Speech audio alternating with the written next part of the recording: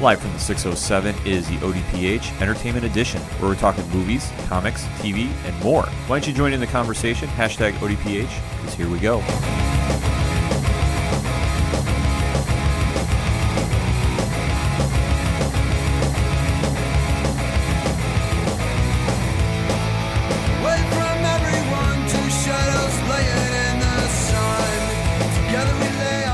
And welcome to another edition of the ODPH Entertainment Edition. I am your host, Ken. I'm sitting across from me this week is the intern himself, Padawan J. Hello, hello, hello. Folks, we have a lot to discuss, and it's kind of funny because last week's episode was all solo, and we talked about the summer movies, and it was kind of like behind the scenes, Pat and I were going, there really isn't that much to talk about. No.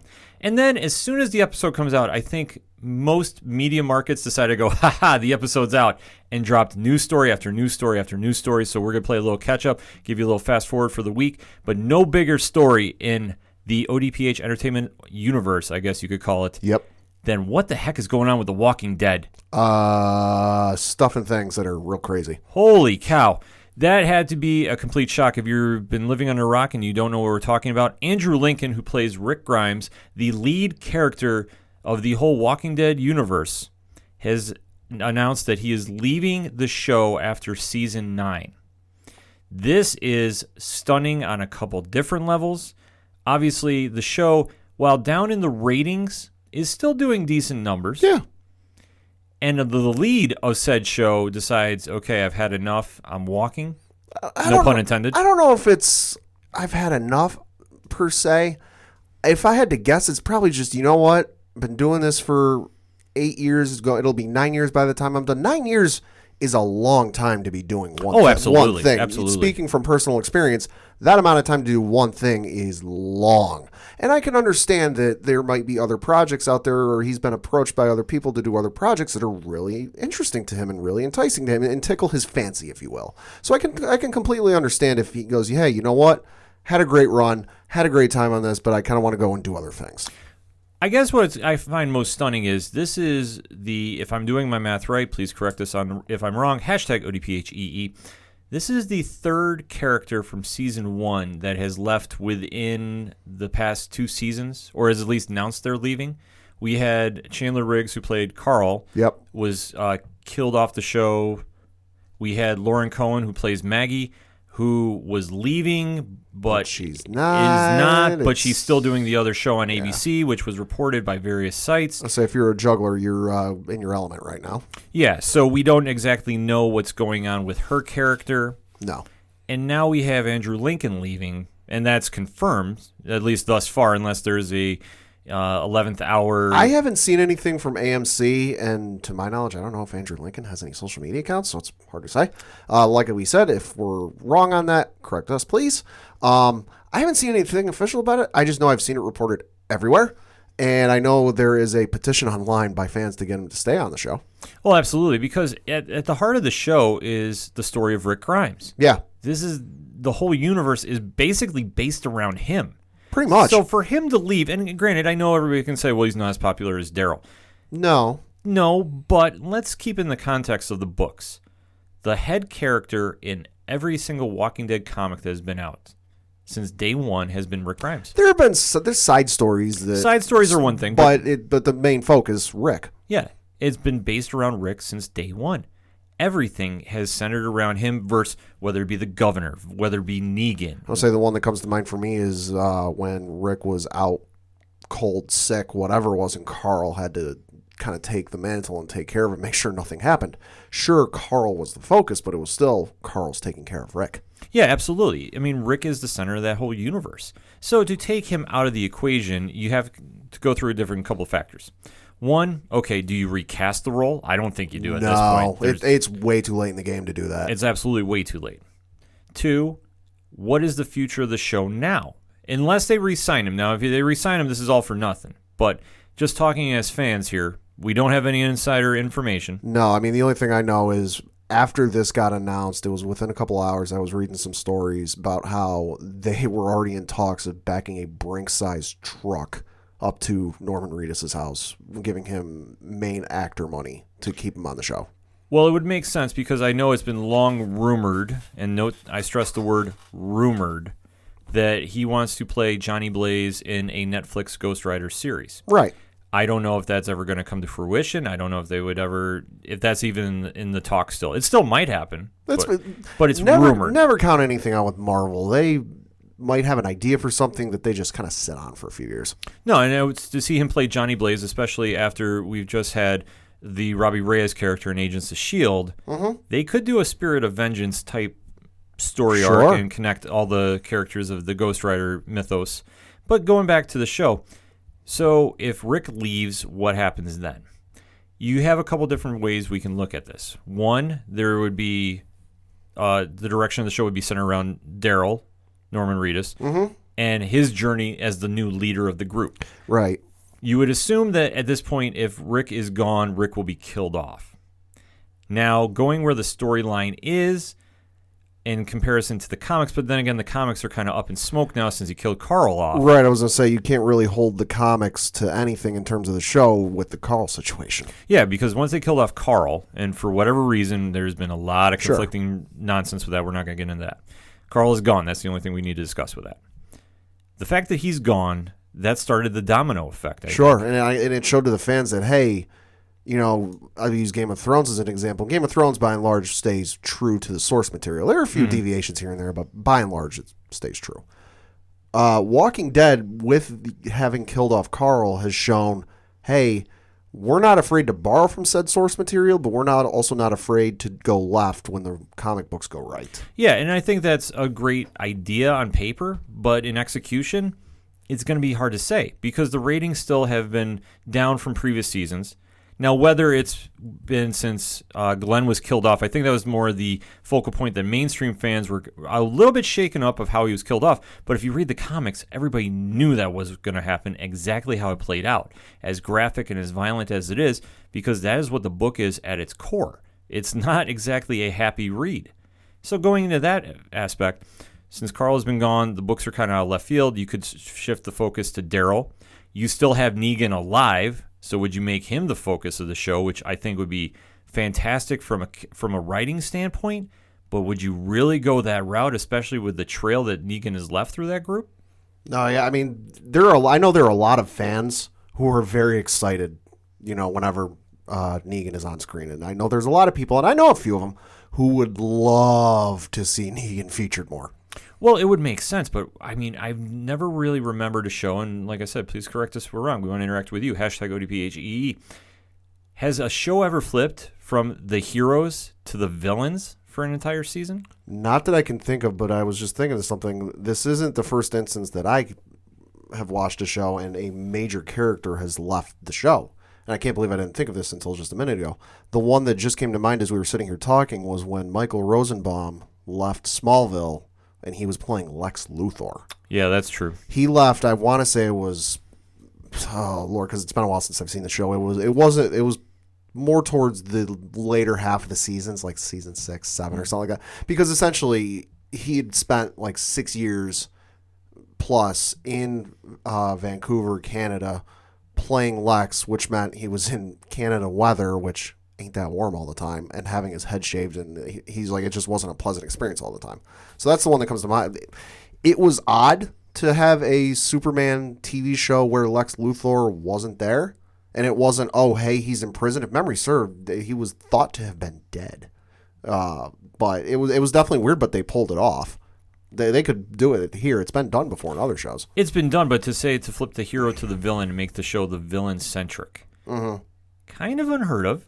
Not to say it hasn't been done. Like I said, I'm probably blanking on a good example, but in recent memory, I can't remember one that has been that centric. No. That he would still, I mean, obviously it would be the story of Negan and what he does now, but is there a redeeming factor in him after what he's done? I can't see it getting over. It would take a lot of convincing for Rick's group for everything Negan has done in terms of Abraham, in terms of Glenn, in terms of just going, bleep you, I'm going to raise you-know-what and scorched earth.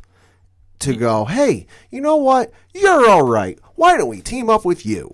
Well, that's the thing, because now, or if they wanted to go that direction, that's gutsy. The only way I could see them doing that is if something, I can't believe I'm going to say this, worse than Negan comes around, and then you play the enemy and my enemy is my friend. Well, the Whisperer saga, if they still do that, is going to play into that factor. Yep. Now, I haven't heard any casting yet for Alpha or Beta if they're going to do it. In fact, my theory, and this is strictly my theory, is Maggie is Alpha, and you can take Daryl as Beta, and they're going to kind of intertwine the Whispers into the major group, which That'd I think be interesting. It'd be interesting, but I don't know how it's going to resonate. Well, another thing we can't say is they are filming the next season as we speak. Like they've been going for a couple of weeks, if not a month. Yeah, so they're going to definitely be progressing in whatever fashion moving forward. But the only question is now, okay, Rick is leaving. Obviously, I would say he'd probably be killed off. I can't imagine that he would say, okay, after 9, I'm going to just take a break and come back. Well, so I can't see him going all farmhand and living on a farm someplace. Hey, you know what? I've done everything I can. You guys are on your own. Bye. Yeah, I can't see that happening either. So with that being said, if Daryl takes the lead, or would they introduce a new character to take the lead? I mean, the only way I could see this playing out, and this is just a couple different theories we're throwing at you, is if you make Michonne the lead character. I was thinking like a 1-1A type scenario with Daryl and Michonne.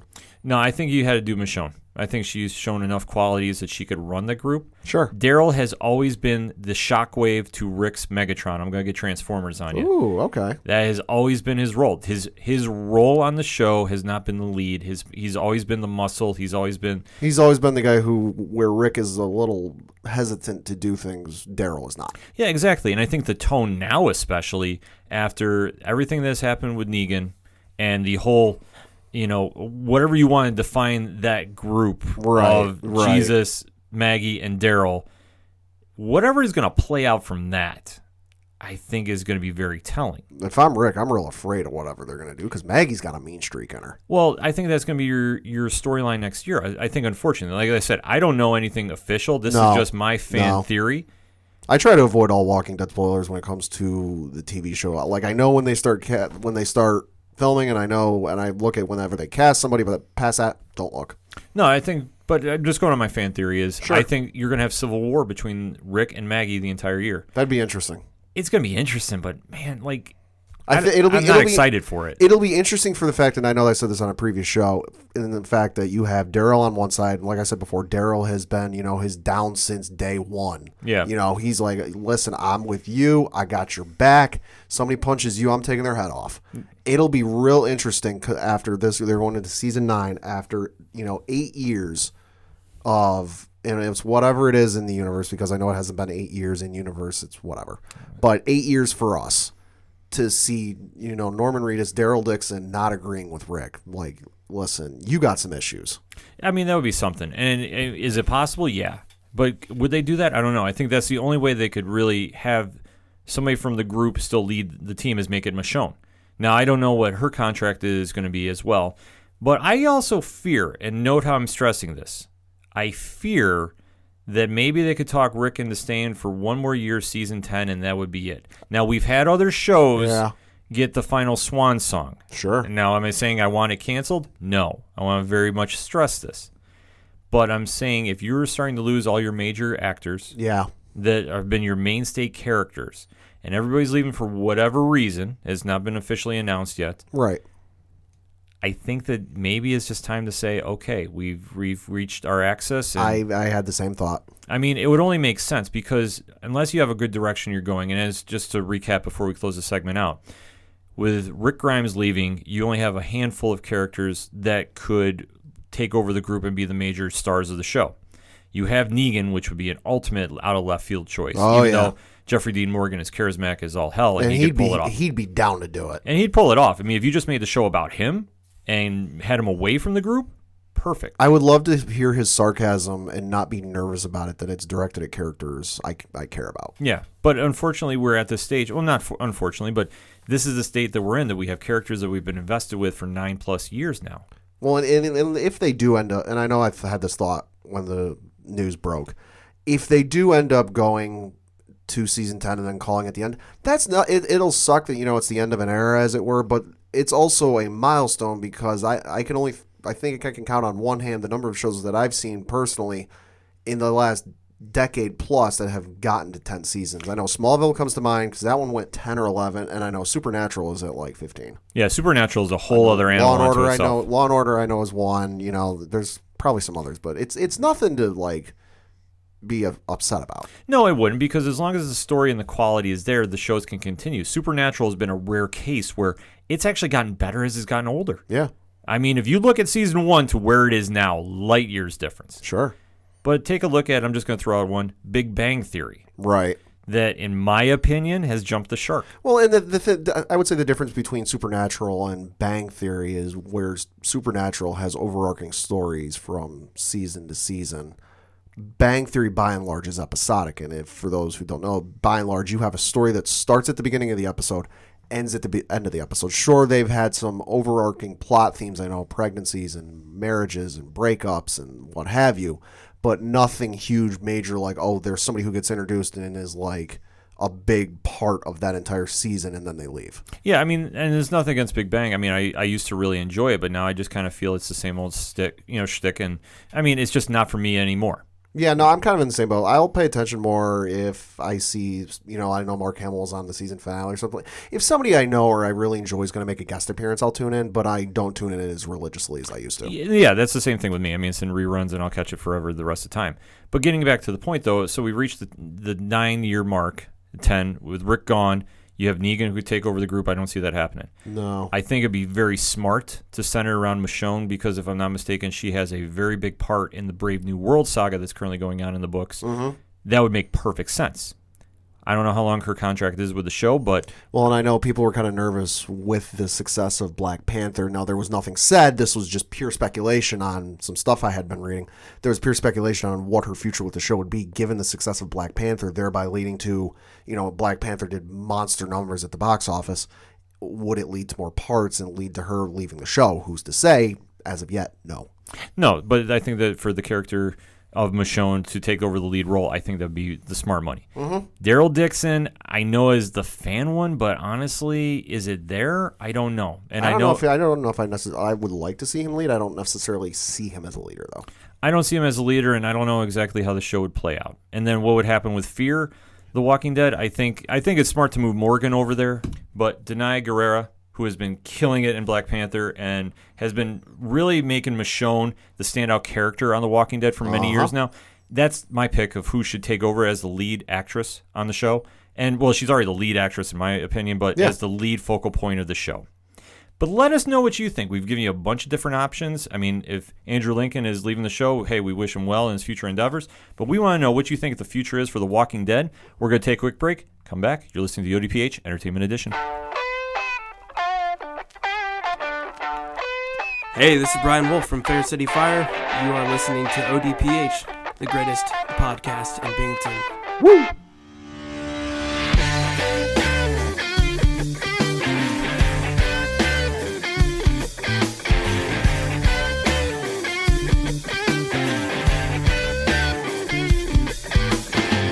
Hot lips touching, cool thighs feeling, shawty running up, her spine spinning, long day to a long night, but I'm not stopping till I get it right. Coming back for the second segment on this week's ODPH Entertainment Edition, and there is a little bit of movie news casting-wise. Pat, what you got? Yeah, it was a little interesting. So right after the Andrew Lincoln story broke, it came out that Jamie Foxx, yes, that Jamie Foxx, has been cast to play the title role in the upcoming Spawn movie. Now, for anybody that doesn't know the character of Spawn, it was Todd McFarlane's Image creation when him and the rest of the Image founders started Image Comics, I believe, 25 years ago. Mm-hmm. And to best describe Spawn, if you mixed Batman, Punisher, and Ghost Rider in a blender, that's what you get. It's the story of Al Simmons, who is a soldier who gets killed and sells his soul to the devil to come back for another chance with his wife. And he comes back with unlimited power, but unfortunately, it's not the way he envisioned him coming back. He's horribly scarred, and basically when he runs out of his power, he is gone. Right.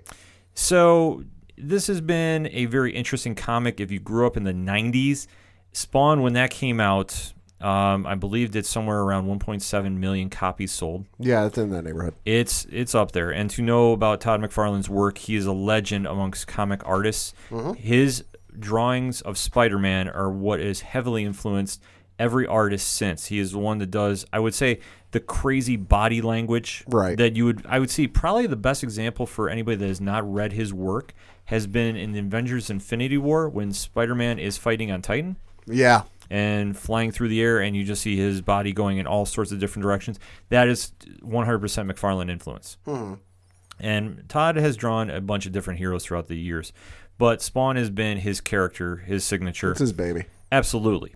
And Spawn was definitely the forefront Image character when Image came out. I'll say, if I had to use a comparison, and correct me if I'm wrong, Spawn to Image is what, say, Spider-Man or Superman is to Marvel and DC. It's arguable. I mean, obviously, It's like their characters are a lot different, but it's the main. But it's their main one. It's the one people recognize most for that line. Yeah, and Spawn is definitely not for kids by any stretch of the imagination. Odds are this movie's going to be an R, so not for kids. Yes, because there is no possible way this could have a rating under R. None. If you're going to do it right. Well, if McFarlane's going to do it right, because he's writing it, and if I'm not mistaken, he's also directing it. I believe so. I think he's going to have a more hands-on approach than he did when the 1997 version came out with Michael Jai White playing the title character. Which, I mean, in the 90s, it was a lot of different, experiments, I guess, with comic book movies. Yeah. You kind of saw that's when X-Men were coming out. X-Men was a couple of years later, but yeah. Are coming, but it was just like the forefront of when comic movies were coming out. And for Spawn to come out at that time, it was truly remarkable because, I mean, for an independent comic to actually get a big budget movie and tell the story of what the character is truly something for its time. Now, definitely, it didn't seem as ultra-violent, I guess, as the comic was. No. To say the least. But it definitely serves its purpose in history for Image, especially, that this was the first character that really broke through for them. And really, I mean, to have your movie made at that time was kind of unheard of. Right, because people got to remember, X-Men hadn't come out yet, Spider-Man hadn't come out yet, so there had been some superhero movies over the years. Of course, Superman, the Batman movies, you had the Tim Burton Batman movies. I think there was at least one Joel Schumacher Batman coming out at that point. There was one still to come. There was the Blade movies had come out. So there was some stuff, but the wave of what we know today had yet to come. No, but I think Spawn definitely made its mark. I mean, whether you say good or bad, it's debatable. But I think for its time, it served its purpose. But if you are really a hardcore Spawn fan, you kind of a lot to be desired. Well, and I think the interesting thing with this movie is McFarlane has gone on record and said that this movie will not be an origin story. He said in an interview, quote, when they asked him, is this going to be an origin story? He said, quote, nope. I'm not interested in the origin story. I can't do it. I've seen too many movies that spend way too much time before the setup. No, and I think especially you really want to jump into the story here because, I mean, they could just make the origin story about a 5-minute recap. I don't think you can correct me if I'm wrong. They don't even need 5 minutes. You can do it in 4. No, I mean, you could do it very quickly. I mean, it doesn't matter how it's just premise. Okay, here's what goes on. Bam, boom, back to Earth. You can almost do it as there's a legend, and they're and it's like a painting or something like that, or like a montage. And it's like the legend of Spawn. Yeah, which I mean, like I said, it's still going on, and I believe it's still in print today too. I think it's around issue 281, if I'm not mistaken, it's somewhere in that vicinity.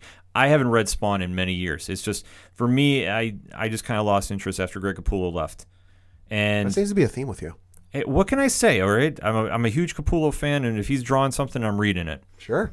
But when C leaves, then it's kind of like, okay, I've done my course. Except I'm still reading Batman, which Tom King has written an amazing Batman too. Not Scott Snyder-ish, but it's up there.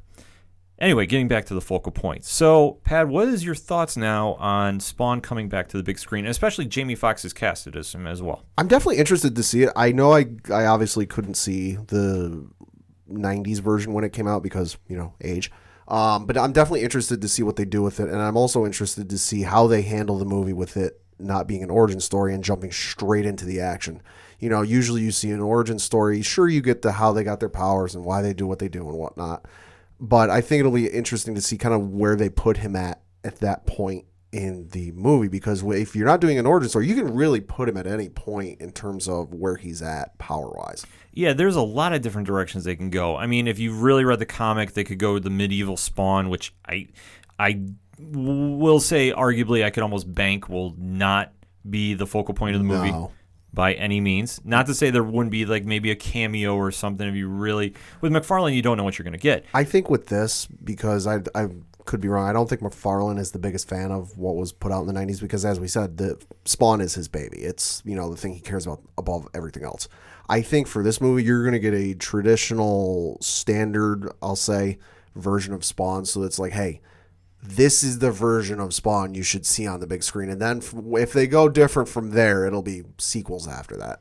Well, it depends on how the success of the movie is. And I think now, especially with the horror genre really coming back into prominence, they have a chance to really make up some ground. Yep. Because, it's definitely not going to be your typical Marvel or DC film.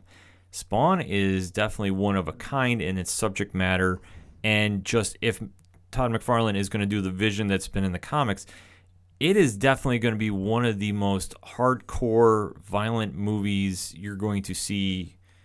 I guess you could call it a superhero movie, but I'd say it's more a horror movie than anything. And I would say if you're a fan of Spawn movie, I would feel very comfortable and safe with this movie because unlike other incarnations where you're a little worried because what are they going to do? What are they going to borrow from? This is coming from the guy who created him. This is coming from the guy who wrote a lot of his stories. Yeah. If I'm a fan of Spawn, I am over the moon hyped for this movie because it's coming from the creator. Yeah, no, Spawn at his time, definitely the artwork was amazing. The story was very dark. Sure. I don't think you can, any chance you're doing about soul selling and all that jazz, you're not exactly talking, sunshine and rainbows. No, and I think for this movie, they got to give a little bit of a pat on the back to Ryan Reynolds because I think if the success of Deadpool hadn't happened, you wouldn't be seeing another Spawn movie.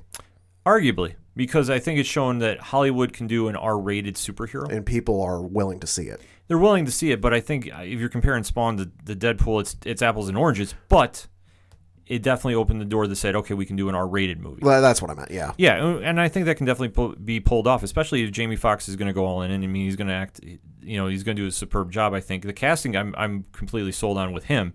I haven't heard who they're going to be doing. I would imagine it'd be the Violator and the Clown mixed in that, but I have not heard any casting other than Jamie yet. Jamie's the only, other than McFarlane's writing and directing it, Jamie's the only casting.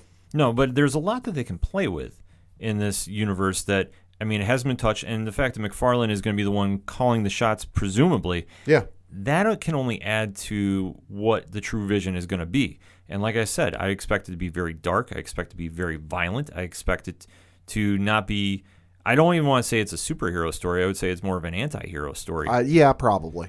But I think it's going to be as the true vision is in the comics. If you've ever read the old Spawn issues, it's definitely something to see. It's, like I said, it's not exactly for anybody that wants traditional heroes. Right. It's not going to be, like I said, sunshine and rainbows. I'll say it's not Superman rescuing a cat out of a tree. No, if you wanted to go back, I highly recommend giving a read to the old trade paperbacks if you can find them and go from there. But I think overall, though, I think the movie has a lot of potential, especially in the time frame it's coming out in, because especially with New Mutants now in movie limbo. It's in limbo / purgatory. Who knows what's going to happen with that movie? Yeah, I think the time for a superhero horror movie is right now, and I think that if they can do it and they can do it right, and they've already shown with the casting they've gotten the first half done. We haven't seen anybody else yet, but I would imagine that Jamie is probably going to bring in some more A-list celebrities to the movie, and that can only help. So doing that, I think the sky has definitely a high ceiling on it. How much it will do, to be determined, because you definitely have to reach the horror market and you definitely have to reach the superhero market. Yeah. And with Spawn, he has not been the most popular book in recent years. No. So is the audience still there? That's going to be the question you're going to have to see. But I think if the movie stands on its own, it's got the potential to pull it off. Oh, yeah. Let us know what you think. Hashtag ODPHEE. What's your thoughts on the Spawn movie? We're going to take a quick break. We'll be right back. Hey, this is Ken. I'm from the ODPH, reminding you to check out OchoDuroParlayHour.com. On our website, you'll find links to our social media accounts on Facebook, Instagram, and Twitter, past episodes, the blogs, and links to the bands that give us the music you hear each and every week on the Ocho Duro Parlay Hour. So check it out, and as always, thank you for listening to the ODPH. Coming back for the third segment on this week's ODPH Entertainment Edition, and there's some TV premieres coming out this week. Yeah, you might think it's the end of the TV season. What am I going to watch?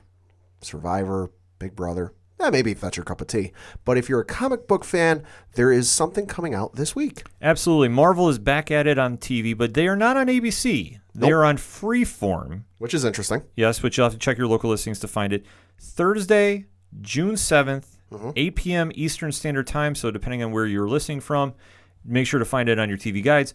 But Cloak and Dagger is debuting. 2-hour premiere. 2-hour premiere. Now, if you're not familiar with who Cloak and Dagger are, the trailer is online, but we'll give you a quick synopsis anyway. It is the story of two heroes that debuted in Spectacular Spider-Man way back when, in the late 70s, early 80s, I want to say.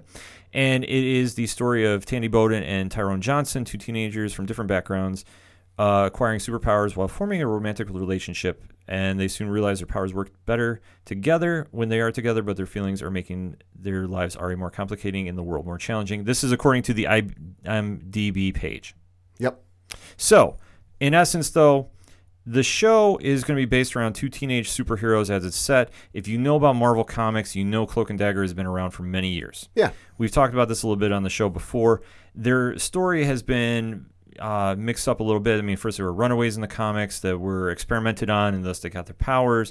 Then later it was rumored they were going to be mutants, and now it's been back to they were, or I guess mutates, if you will, if they've been experimented on. Yep. So going to that, Cloak has the power of darkness. Dagger has the power of light. They balance each other out. I'll say, if memory serves, Cloak can teleport from one spot to another by using like a pocket dimension type thing. Yeah, he has something called the dark dimension, and he travels through. And I mean, there's been rumor there's like a creature in there that absorbs souls too. Yeah, I mean, it gets very convoluted, if I can say. And then Dagger has been the balance out because the creature feeds off the light. So light, thus, dark, yin, yang. Yeah, so it balances out. I mean, their history, they've not exactly been the heaviest of hitters in the comics. But if you read the Spider-Man universe, they are very prominent. I mean, they're street-level heroes you would associate more with if you're going to compare it to like the Netflix series of Daredevil, Jessica Jones, Luke Cage. Right, and I know the last incarnation of the Spider-Man animated series they did, Ultimate Spider-Man, they showed up they weren't featured heavily, but I know they showed up in a couple episodes. Right, and they've been in the comics here and there. I mean, and they've always been bit characters. Like I said, they have never been a really standout, the world's ending, we're going to save it. They're not exactly rallying the Avengers when Thanos shows up. No, but they definitely play a role. And like I said, it's going to be very interesting to see how the show plays out. Yeah. Because this is, like I said, they're not really big names per se to mainstream comic fans. The hardcore ones of Marvel, we know who they are.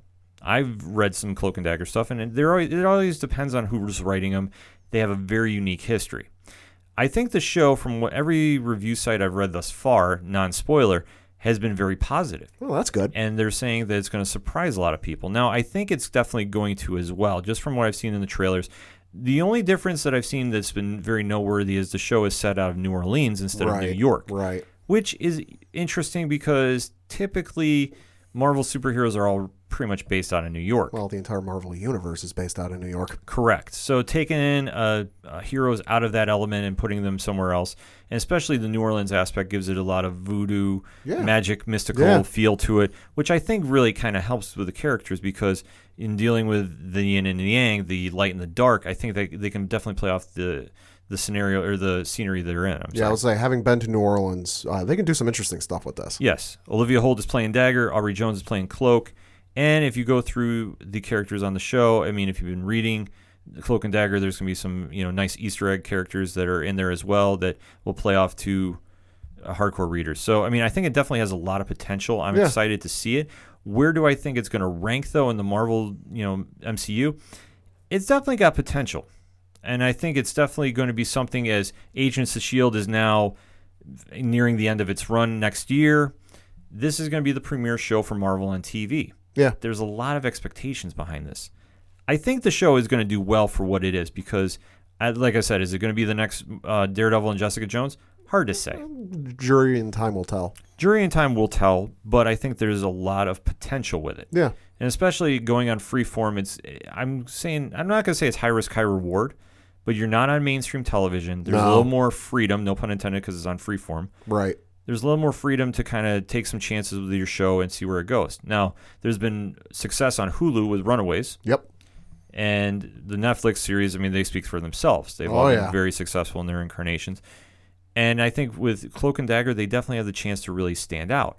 And I think if they tie it into the MCU without going Agents of S.H.I.E.L.D. Season 1, where they have to go, the incident in New York every 5 minutes. Right.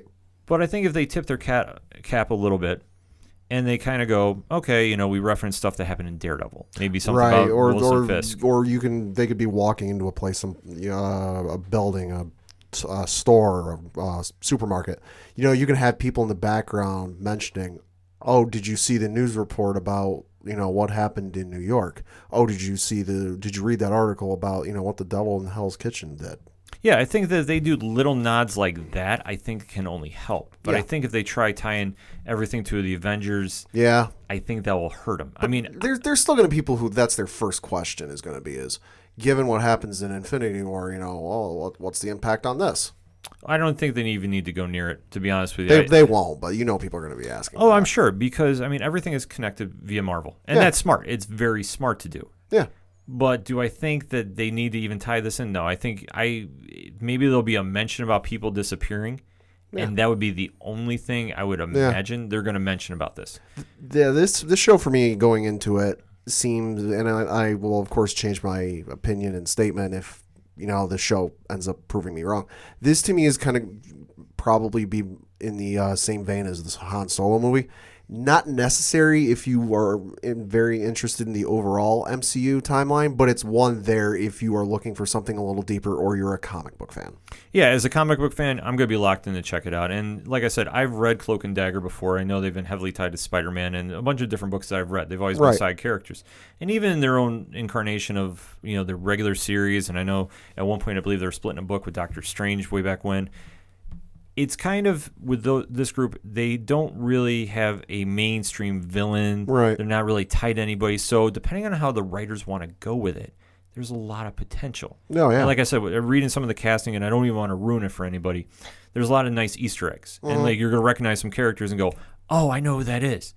So they definitely show a lot of knowledge going back to the original incarnation of Cloak and Dagger. If they play off that and maybe tie in some elements of, I would say, the Netflix shows, that's what I'm looking for with this. If they tie it into the Jessica Jones, they tie it into Daredevil, if they tie it into Luke Cage and Iron Fist, that's what I want to see with this. I'd be even happy if they had an Agents of S.H.I.E.L.D. cameo That'd be at interesting. some point. Yeah, whether it be at this point, maybe Simmons is cutting through New Orleans looking for somebody. Sure. Just, I'm going to throw some random stuff out there. If there was something like that, I think that could definitely play in their favor. Because then you have the connection, but you don't need to have a major character involvement. Right. You don't need to do an entire episode with that person showing up. No. I think it would be brilliant, though, if they do give the nod and maybe show a Tom Holland Spider-Man cameo. I think Holland would be willing to do it. I think he probably would be willing to do it. But I'm just saying, show a TV footage of him swinging. Yeah. And, like I said, I think they're going to do the same thing for Venom when Venom comes out. Probably. They'll have enough. There'll be enough unused footage from movies that they'll have something. Yeah, and I think that they played off that and gave the nod to where Cloak and Dagger was originated from. I think that can only play moving forward. No, yeah, play in their favor. I'm definitely interested in this show. I didn't really read Cloak and Dagger growing up. If I had to compare it going into this, I'm kind of in the same place I was for Ant-Man. I know who they are. I know what their powers are. Don't really know much about them, but I'm going in with an open mind, and I'm very interested to see it. Yeah, overall, I think that, like I said, they have a lot of potential, and definitely the reviews I've read and from the sites I read and I really trust, they've said nothing but good things. That's good. So I think it's going to be a surprise. Could it be another teen drama? Sure, but would it make sense as long as the writing is good? Yeah. That's the only thing that kind of fears me about the show is the network it's on. Well, that's the only thing I kind of get nervous about. But you know what? If Freeform is going to take a chance and let the writers write their story, sure, then you know what? I think it can stand on its own. I don't think they really need to play up to the teen aspect, but I think if they're going to follow the comics, they technically are teenage runaways. Right. So as long as they play into that factor and it makes sense, and they don't really need to force the romance angle. Right. If it happens organically like it did in the comics, sure, that makes sense. Yeah. But to play it off as the major driving force of the show, I might be a little worried about it. But overall, like I said, I think it's got a lot of potential. I'm going to be watching. Yeah. And I definitely want to see where they go and where it fits in the MCU because, like I said, with Agents of S.H.I.E.L.D. now leaving, Marvel needs to be on TV. Well, and Agents of S.H.I.E.L.D. leaving and being off air until summer next year. Yeah, if Cloak and Dagger can carry the torch, so to speak, through to agents. I mean, it's a nice little gateway Yeah. show there. And I think the potential is there because, like I said, on Freeform, the expectations are a little lower.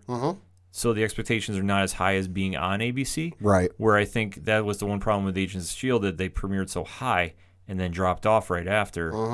That I think that now that's not going to be so much on Cloak and Dagger's back to really carry and really, put up like 10 million viewers a week. Right. But I think if they do a decent number and just be consecutive with it, I think they got a lot of potential to have a major hit on their hands. Yeah, and I mean, when it premieres, they're going against reruns on CBS because they aren't really into their summer programming quite yet. I know ABC will be doing reruns of their summer game shows. NBC will have whatever game it is of the Stanley Cup Finals, and then Fox will have a 2-hour episode of their singing competition, The Four. So not much competition in terms of the demographic they're going for, so it should have good ratings. Absolutely. I mean, if not, the DVR ratings are always helpful too. Yeah, and of course, like we said, it'll be this Thursday at 8 o'clock Eastern. Check your local listings. So check it out and let us know what you think after you see the show. What's your thoughts on Cloak and Dagger in general? We want to know. Hashtag ODPHEE. We're going to take a quick break. We'll be right back. Hi, this is Mike C. from I Am Horror. You're listening to the ODPH, the most killer podcast on the planet.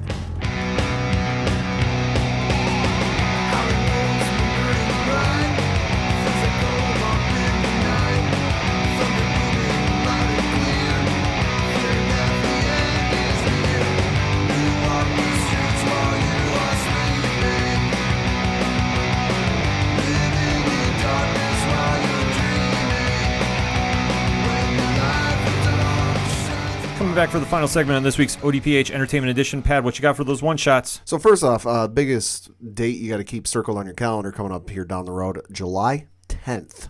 That is the day that the Fox shareholders will vote on the sale of the Fox Studios, minus the sports and news, to Disney Company. No bigger story is going to happen that week than that. No, I mean, if you're looking to get a story out and get it buried, sure. But yeah, no, if you're looking to announce something major, that's not the week to do it. Boy, I don't know how that's going to play out because if Marvel and Disney do not get the Fox characters, I don't know what's going to happen. That's the whole MCU. I think Phase 4 is kind of riding on that right now. Possibly. Because there's been nothing released. They're obviously not doing a panel at Hall H for San Diego Comic-Con this year. They're doing a panel there, just not at Hall H. Right, but they're not having their big movie premieres. I think they're going to be very hush-hush about that. So it's really interesting to see, and like I said, I don't think there's going to be a bigger story this summer than what happens from there, because either they do get the characters, and then that's a go. So they get the characters, and then there's your next 6 months of writing if you're an article writer on the internet. Is real easy. Yeah, we'll be covering that definitely that week when that gets released. Yeah, and of course, also announced today as we record, Rockstar has released the pre-order bonuses for the upcoming highly anticipated sequel to Red Dead Redemption. Of course, this being Red Dead Redemption 2, which releases on October 26th. I know I've got to put my money down for it. Like I said before, I've been waiting 10 years for this game. When Rockstar takes their time on their games, which they do for all of their games, they are top-notch, highly detailed, and it's going to be something real interesting to see. Of course, all the information for that is on our Facebook page, so if you're interested in pre-ordering the game and you want to know what comes with what edition, go to our page.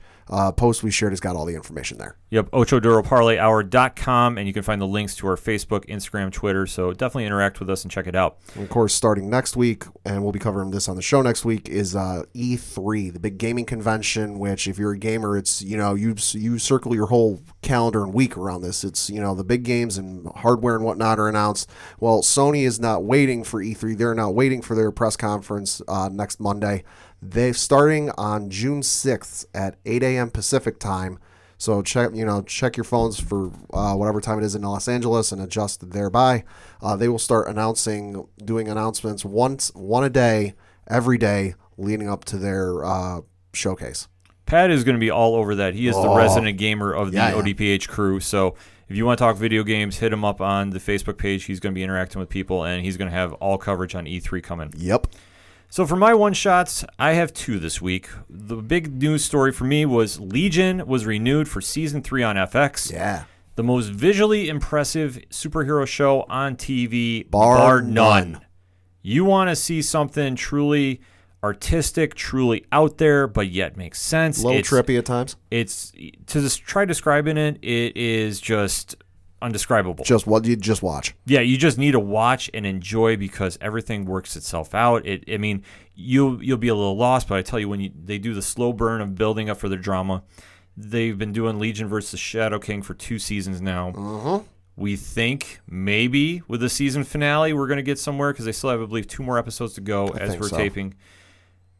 They're going to finish on a big cliffhanger is my guess. Yeah, they probably will, much like last season. I have no idea what to expect. I don't think you can ever predict with this show. No, I am just fingers crossed that they introduce Bishop on the show. I know that they've been asking for the rights to do it. That would be something. They have not gotten them yet. I am hoping, this is me wishful thinking because I was reading in interviews how the writing team was asking for him, and I believe the lead actor was too, Dan Stevens. Ooh. Please make this happen, Marvel. Fox, take my money now. Yeah, I don't know how you guys can do it, but just let's make this happen. Well, this is a Fox produced show, so they've already got the rights. They just need the go ahead from the powers that be to do it. Yeah, but that's the one thing, because anytime that they try borrowing from the X universe, it's always just like... It's like Marvel's... I don't think Marvel's got their hands on this. It's just simply because it's an FX show. It's a Fox produced show. Fox owns the rights. Seems like it'd be real easy to do. You would think, but anytime that they try getting any characters from the X movie universe, and... it's just one of those weird things. Yeah. They don't like sharing. They're very close to the chest with it. Yeah, I mean, the closest we had to a cameo in season 1 was the wheelchair wheel from Professor X. Yeah. That was the big reveal that if you know anything about the character Legion, you know who his dad is. Yep. So it's definitely something to watch. I can't say enough great things about that show. I'll probably be doing the report card when that season finale comes out, and it'll be something to read on the ODPH website. Yeah. And our final one shot of the week, we have to give a shout out to Excite Wrestling. This past weekend, they tore the house down at Nice Egg Stadium. They did their Excite Wrestling experience. Johnny Moose was on the wrestling recap. He will be on the entertainment edition at some point. We just have to figure out dates, but he will be coming back. But we definitely want to give a shout out to the hybrid Sean Carr. Yep. Now, Sean was in the main event versus Jack Swagger, and it turned out to be Axel Lennox as well. Sean, we found out today, as we were taping on Monday, that he had a broken ankle. Yep. Before the match. Before the show even started, he went into detail on a Facebook Live where he said the ring was set up at the stadium and they wanted him to check the ropes because, as he said in the live stream, he's wrestled in that ring for 10 years and he's the guy they trust most with making sure the ropes are set up the right way. Well, the thing he found out and the thing he didn't know is that the ground there isn't level. So they had some ply boards set underneath the ring to kind of level the ring out. Well, one of the ply boards was sticking out from under one of the ring posts, and it had some object, I forget what he said it was, sitting on top of it. So his foot got caught in between this object. It was like a mat, or I think it was like a mat or something. I believe it was a mat. And it got caught between the mat and the ply board, and he twisted his ankle. And at the time, he said, the doctor looked at it and said, "Oh, you look fine. We'll just heavily tape it up, and you'll be good to go." And he did power through the match. I mean, if you didn't know about that, you probably would have noticed maybe something was wrong, but but it was nothing that really stuck out. Like, you didn't see him grabbing the ropes to hold himself up. Sean powered through the match. Yeah. And then, it was a great match. great time. Shout out to Excite Wrestling and shout out to the Binghamton Rumble Ponies as well for doing yet another awesome outside wrestling show. But the point of this is we definitely want to say get well, Sean. Sean has been always gracious with his time when the panel has come up to talk to him at shows. Yep. And outside, he is a very big comic book fan, too. Oh, yeah, and he will definitely talk Punisher with you if you ever get the chance to talk to him. But we want to give him a shout-out and get well soon. And he is not doing a GoFundMe for anything. So, well, yeah, the saving grace with this is it's a broken ankle, but it doesn't need surgery. Right. So there is no GoFundMe. There's no nonsense with that. But if you definitely want to give Sean some support, go to ProWrestlingTees.com, find his store, and go get some T-shirts. I have one on order right now. So, if memory serves, the direct link to his website is ProWrestlingTees. That's TEES.com/Sean Carr, I want to say. We have the link up on our Facebook and our Instagram. If you find the picture of Sean and Jack Swagger on there, just click on the link and make it happen. And if you definitely want to go support Sean, we recommend you do. He's a great guy. So shout out to Sean. We hope he's listening. And that's all we have for this week. Yeah. But, man, we had to recap a lot. So it was a busy week. It's a busy week, but that's what we like doing here on the ODPH EE. So, for Padawan J. Thank you. I'm your host, Ken M. Thank you, as always, listener, for the Ocho Duro Parlay Hour, Entertainment Edition. We'll see you next time.